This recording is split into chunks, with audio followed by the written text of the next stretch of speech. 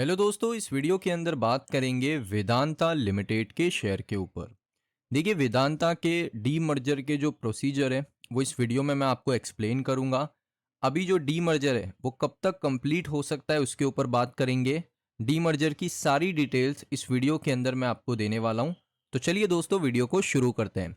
सबसे पहले यहाँ पर आप देख सकते हो 24 जुलाई 2025 को एक नोटिफिकेशन आया है कंपनी की तरफ से, जिसमें कंपनी ने बताया है कि जो assistant commissioner GST and central excise, इनको यहाँ पर 15,43,762 का यहाँ पर पेमेंट किया है कंपनी ने। और ये एक इसके साथ टैक्स का डिमांड भी था, उसको भी पे किया, प्लस एप्लीकेबल इंटरेस्ट भी यहाँ पर कंपनी ने पे किया है। और ये जो पेमेंट है ये है फाइनेंशियल ईयर 16-17 का, तो पुराना पेमेंट है जो पेंडिंग था उसको यहाँ पर क्लियर कर दिया, जीएसटी पेमेंट है।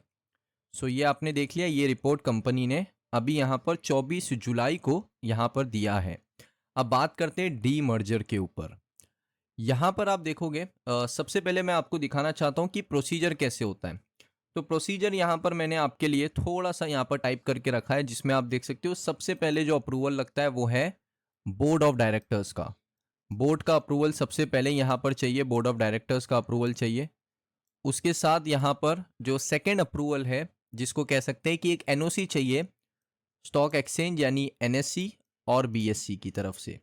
एनएससी और बीएससी से यहाँ पर क्या चाहिए, एक एनओसी चाहिए होता है कि हम लोग इन्फॉर्म करना पड़ता है, जैसे वेदांता इन्फॉर्म करा होगा कि एनएससी बीएससी को कि हम लोग यहाँ पर एज अ डी मर्जर करने वाले, जिसमें हमारी एक कंपनी तो है वेदांता, उससे हम 4 नई कंपनीज यहाँ पर बनाएंगे, यानी इन टोटल 5 नई कंपनीज मार्केट के अंदर लिस्ट होंगी अलग अलग नाम से। तो ये इन्फॉर्म करना पड़ता है एनएससी और बीएससी को। उसके बाद यहाँ पर सेबी का भी एक अप्रूवल लेना पड़ता है, सेबी का अप्रूवल भी लेना पड़ता है पूरे मामले के ऊपर। उसके बाद यहाँ पर शेयर होल्डर और क्रेडिटर्स का अप्रूवल लेना पड़ता है। शेयर होल्डर यानी कंपनी के शेयर होल्डर्स, जो बड़े बड़े शेयर होल्डर है उनका, और जो क्रेडिटर्स है यानी कंपनी को जिसने पैसा उधार दिया है। अब वो बैंक्स भी हो सकता है, इंस्टीट्यूशनल इन्वेस्टर्स भी हो सकते हैं, बॉन्ड होल्डर भी हो सकते हैं। तो क्रेडिटर्स का अप्रूवल भी ज़रूरी है, तो शेयर होल्डर और क्रेडिटर का अप्रूवल भी ज़रूरी है। उसके बाद एनसीएलटी का अप्रूवल चाहिए, जो अभी तक वेदांता को नहीं मिला है। इसके ऊपर अपडेट है, मैं आपको बताऊंगा। उसके बाद आरओसी और ऑफिशियल लिक्विडेटर का अपडेट है। आरओसी यानी यहाँ पर सिंपल सा मतलब होता है आरओसी का। देखिए, आरओसी जो है रजिस्ट्रार ऑफ कंपनीज, यानी अगर आपको एनसीएलटी का अप्रूवल मिल गया तो आप क्या करो, आरओसी अपनी जो 4 नई कंपनीज है ना, जो आप डीमर्ज करके लेकर आ रहे हो मार्केट में, उसको रजिस्टर्ड तो करवाना पड़ेगा ना।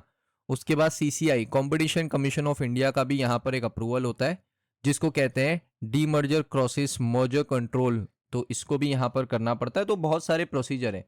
अभी जो प्रोसीजर चल रहा है दोस्तों वो है बोर्ड ऑफ डायरेक्टर्स का अप्रूवल है।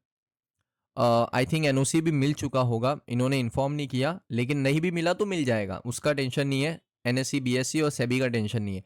बाकी जो शेयर होल्डर और क्रेडिटर अप्रूवल है वो भी आ चुका है। मैं आपको दिखा दूं, यहाँ पर कंपनी ने खुद बताया कि उसको शेयर होल्डर का अप्रूवल मिल चुका है। यहाँ पर आपको मैं दिखा दूं, अगर आप देखोगे आप देख सकते हो, our demerger proposal has receive support from over 99.5% of the shareholder and creditors.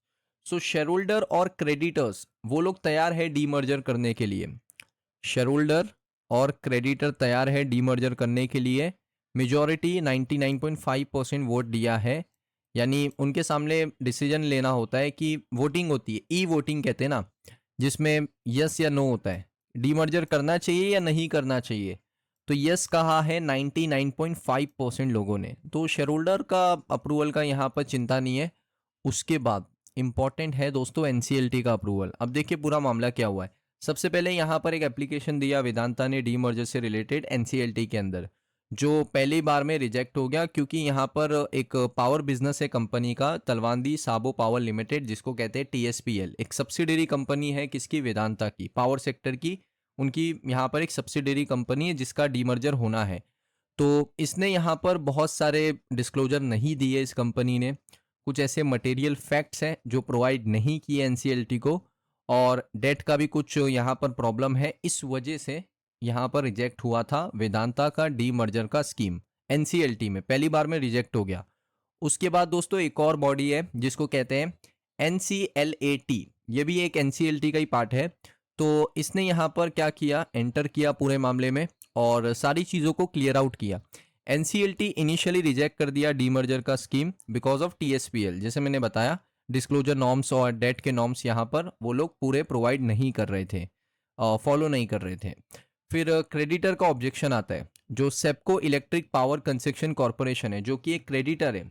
इस कंपनी ने, सेप्को ने टीएसपीएल को लोन दिया है और उन्होंने ऑब्जेक्शन उठाया है कि जो नॉन डिस्क्लोजर है वो है 1250 करोड़ रुपए बाकी है। टीएसपीएल 1250 करोड़ रुपए देने हैं किसको, सेप्को को, सेप्को इलेक्ट्रिक पावर कंस्ट्रक्शन को 1250 करोड़ देने हैं। फिर उसके बाद एनसीएलएटी का इंटरवेंशन आता है। उनका ये मानना है कि जो डीमर्जर का प्रोसीजर है उसको चालू रखो, पोटेंशियली इससे वेदांता को बहुत बेनिफिट मिलेगा और जो भी डेट है ना वो भी क्लियर हो जाएगा। तो आप डीमर्जर के प्रोसीजर को रिजेक्ट मत करो, उसको चालू रखो, इन्होंने एनसीएलटी को ये कहा है।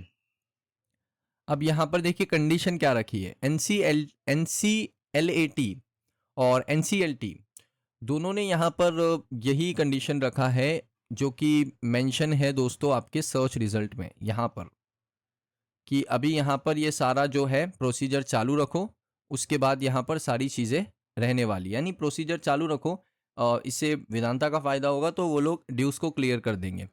उसके बाद देखिए वेदांता ने यहाँ पर कहा है कि रीऑर्गेनाइजेशन प्लान है, उसके साथ यहाँ पर हम लोग हमारी कंपनी को थोड़ा इंडिपेंडेंट लिस्ट करवाना चाहते हैं, अलग अलग बिजनेस को सेपरेट करना चाहते हैं, जैसे एल्यूमिनियम का बिजनेस है, ऑयल का, गैस का, पावर का और स्टील का।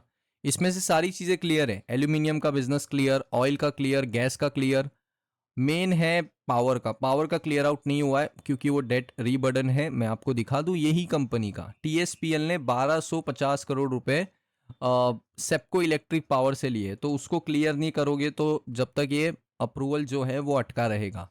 तो ये चीज़ है। अब देखिए वेदांता ने इसी चीज़ को लेकर एक टाइमलाइन दी थी 31 मार्च टू सितंबर 30, 2025। तो वेदांता ने प्रीवियसली एक्सटेंड कर दिया उनका डीमर्जर का डेडलाइन, मार्च 31 था पहले, यानी 31 मार्च को डीमर्जर हो जाएगा, पहले ये कहा था वेदांता ने, लेकिन उसको चेंज कर दिया, अब कहा है सितंबर की 30 तारीख तक डीमर्जर कंप्लीट हो जाना चाहिए। ये एक एक्सपेक्टेड डेट है, क्वेश्चन मार्क है, इसके ऊपर भी कंफर्मेशन नहीं है। सो ये अभी तक का जो डीमर्जर है वो है कि एनसीएलटी में पूरा मामला अटका हुआ है। इस डेट को किस तरीके से रीस्ट्रक्चर करते हैं, किस तरीके से अप्रूवल लेते हैं, वो आने वाले समय में पता चलेगा।